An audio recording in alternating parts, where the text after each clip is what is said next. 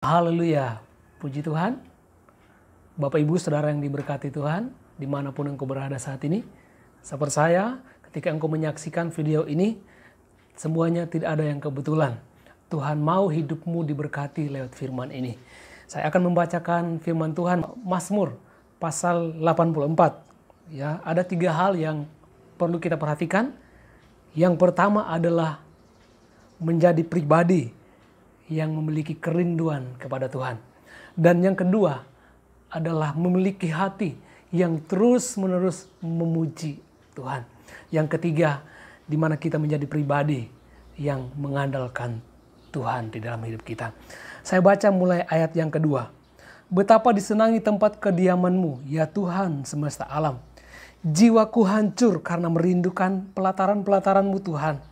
Hatiku dan dagingku bersorak-sorai kepada Allah yang hidup. Bahkan burung pipit telah mendapat sebuah rumah dan burung layang-layang sebuah sarang, tempat menaruh anak-anaknya pada mesbah-mesbah-Mu, ya Tuhan semesta alam, ya Rajaku dan Allahku. Ayat yang kelima, berbahagialah orang-orang yang diam di rumah-Mu, yang terus-menerus memuji-muji Engkau. Berbahagialah manusia yang kekuatannya di dalam Engkau, yang berhasrat mengadakan ziarah. Saudara, ayat yang barusan kita baca minimal ada 3 poin yang dilakukan oleh pemazmur. Yang pertama, dia berkata dia merindukan pelataran-pelataran Tuhan. Artinya pemazmur memiliki hati yang merindukan pelataran Tuhan. Dan kerinduan itu hanya bukan sekedar ucapan, tapi harus disertai dengan tindakan. Kalau ada waktu di mana kita harus bersekutu dengan Tuhan, harus beribadah kepada Tuhan. Ayo beribadahlah kepada Tuhan. Ayo bersekutulah kepada Tuhan. Sebab itu bukti bahwa engkau memiliki kerinduan kepada Tuhan. Itu yang pertama. Dan yang kedua, pemazmur katakan, terus memuji Tuhan. Bapak Ibu Saudara yang diberkati oleh Tuhan, kita harus memiliki hati yang terus memuji Tuhan. Tidak bisa kita katakan saya merindukan Tuhan, tetapi hati kita, hidup kita jauh dari yang namanya memuji. Orang yang merindukan Tuhan, maka yang bisa dilihat oleh orang di sekitarnya adalah orang itu suka memuji. Hidupnya mempermuliakan Tuhan. Kata-katanya selalu mendatangkan kemuliaan bagi Tuhan. Tidak ada kata-kata yang membuat nama Tuhan menjadi tidak dipermuliakan. Dia tidak mengeluarkan kata-kata yang membuat nama Tuhan dikutuk oleh orang-orang di sekitarnya. Tetapi dia mengeluarkan kata-kata yang terus memuji Sang Pencipta. Dan yang ketiga adalah pemazmur katakan bahwa di dalam Engkau kekuatanku. Artinya bahwa pemazmur meletakkan kekuatannya hanya di dalam Tuhan. Katakan kepada hidupmu, kekuatanku bukan terletak kepada diriku, pribadiku. Bukan terletak kepada orang tuaku. Bukan terletak kepada usahaku. Tidak peduli saudara punya usaha yang berhasil. Tetapi pastikan bahwa kekuatanmu tidak terletak kepada hal-hal yang sementara itu. Tapi kekuatanmu terletak kepada Tuhan Yesus Kristus.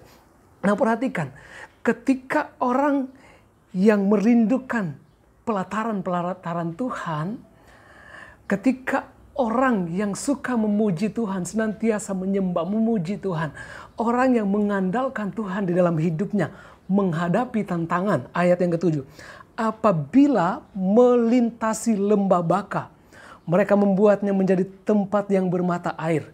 Bahkan hujan pada awal musim menyelubunginya dengan berkat. Bapak Ibu Saudara yang diberkati oleh Tuhan, orang yang mencari Tuhan, orang yang suka memuji Tuhan, orang yang merindukan Tuhan, yang menjadikan Tuhan sebagai kekuatannya. Kalau suatu saat dia menghadapi tantangan, kalau mungkin saja suatu saat dia menghadapi lembah Baka. Apa artinya lembah Baka? Lembah Baka artinya adalah lembah air mata. Di lembah Baka itu berbicara tentang kesusahan, berbicara tentang sebuah persoalan. Mungkin saja persoalan yang kau alami hari ini, mungkinkah itu sakit penyakit, atau masalah keluarga, masalah pekerjaan, atau masalah usahamu. Sementara di sisi lain engkau merindukan Tuhan. Di sisi lain engkau suka memuji Tuhan. Di sisi lain engkau mengandalkan Tuhan. Saya mau katakan begini, engkau hanya melintasi lembah itu. Tujuan Tuhan bagimu bukan di lembah Baka. Kalau hari ini engkau mengalami air mata, kalau hari ini engkau mengalami kesusahan, persoalan, pergumulan dalam keluargamu, dalam pribadimu, dalam masa depanmu, dalam pekerjaanmu, dalam usahamu, tujuan Tuhan bagimu bukan di situ. Kalaupun engkau alami, engkau hanya melintasi. Artinya engkau hanya lewat sebentar, Bapak Ibu. Dan engkau tidak akan tinggal selamanya di situ. Engkau akan menang bersama dengan Tuhan. Itulah sebabnya firman Tuhan katakan begini, ya. Mereka membuatnya menjadi tempat yang bermata air, bahkan hujan pada awal musim menyelubunginya dengan berkat. Bapak Ibu, lembah Baka ada yang mengatakan bahwa itu terkenal tidak ada air. Tapi orang yang merindu-rindukan Tuhan, orang yang mencari Tuhan, orang yang suka memuji Tuhan, orang yang mengandalkan Tuhan dalam persoalan apapun, dia mampu melihat mujizat terjadi dalam hidupnya. Tujuan Tuhan bagi bangsa Israel bukan padang gurun. Waktu mereka keluar dari tanah Mesir menuju tanah Kanaan, mereka harus melewati padang gurun. Di padang gurun ada tantangan. Di padang gurun mereka kadang lapar, kadang haus. Tapi Tuhan tetap pelihara mereka. Tujuan Tuhan bukan di padang gurun, tapi di tanah Kanaan. Tanah yang berlimpah susu dan madu. Bapak Ibu Saudara yang diberkati oleh Tuhan. Tujuan Tuhan bagiku dan bagimu bukan di dunia ini. Tujuan akhir kita adalah sorga. Kalaupun hari ini mungkin kita menghadapi tantangan dan pergumulan di dunia ini, itu karena kita masih tinggal di dalam dunia. Tetapi yang pasti adalah melalui firman ini, saya mau katakan bahwa Tuhan tidak pernah membiarkanmu. Dia akan bersedia memberikan kesanggupan, memberikan kekuatan untuk engkau melewati semua tantangan dalam hidupmu. Ayat selanjutnya saya baca untuk kita semua. Ya, ayat yang ke-12. Sebab Tuhan adalah matahari dan perisai. Kasih dan kemuliaan Ia berikan. Ia tidak menahan kebaikan dari orang yang hidup tidak bercelah.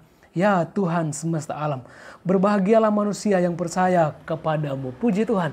Bapak Ibu Saudara yang diberkati oleh Tuhan, saudara perhatikan ayat ini. Dikatakan bahwa Tuhan Allah adalah matahari. Apa maksudnya?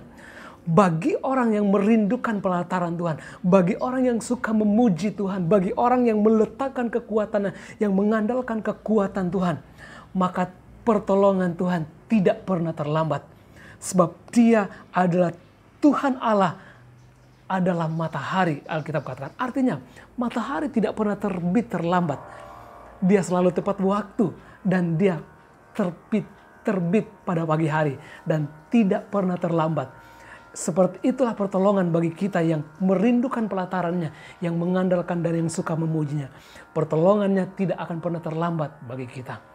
Bahkan Alkitab juga mengatakan bahwa Dia tidak dapat menahan kebaikan bagi orang yang hidupnya tidak bercela, bagi mereka yang percaya kepada Dia. Tanggung jawab yang kita lakukan adalah terus rindukan Tuhan, andalkan Tuhan. Puji-pujilah Dia, sebab Dia yang layak menerima segala pujian kita. Dengan hidup tidak bercela dan terus percaya waktu engkau berada atau mengalami persoalan dalam hidupmu. Maka engkau akan melihat pertolongan Tuhan yang tidak pernah terlambat dalam hidupmu. Puji Tuhan, percaya firman Tuhan ini memberkati kita semua. Dan pertolongan Tuhan tidak pernah terlambat. Dia seperti matahari yang terbit pada pagi hari. Tuhan Yesus memberkati kita semua. Haleluya, haleluya.